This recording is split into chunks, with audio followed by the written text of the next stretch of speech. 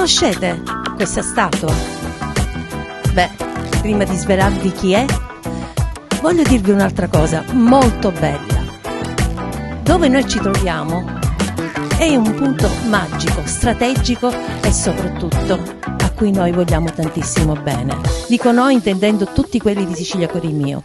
Noi ci troviamo nella prima colonia greca in Sicilia, e cioè, amici cari, nella nostra bellissima Giardini Naxos.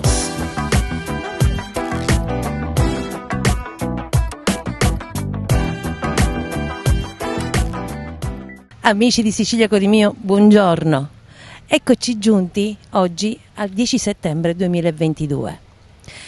Beh, cosa vogliamo fare oggi con voi? Vogliamo, come al solito, tenervi compagnia, ma stavolta in una maniera un po' diversa.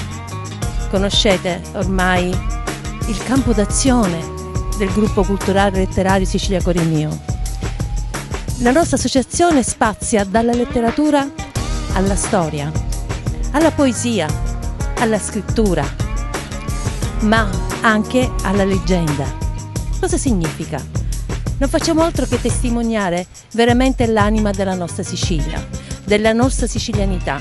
Sappiamo tutti che è veramente intensa la storia che c'è nella nostra terra, i secoli che hanno attraversato e che hanno fatto da padroni nella storia stessa della nostra terra.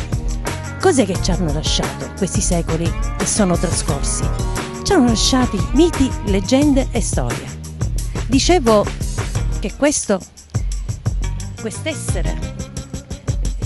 diciamo che la statua raffigura un essere misto al mito e alla leggenda, il dio Bacco. E proprio in questa statua Dio Bacco è giovane, ma la storia e la leggenda ce lo fa conoscere anche come Dio Sileno. Più avanti nel corso delle nostre pagine, che sfoglieremo insieme, della nostra associazione Sicilia Corimio, ci occuperemo anche della leggenda che avvolge la nostra Sicilia. Ma per intanto Sicilia Corimio vi augura buon fine settimana. Ciao, a presto!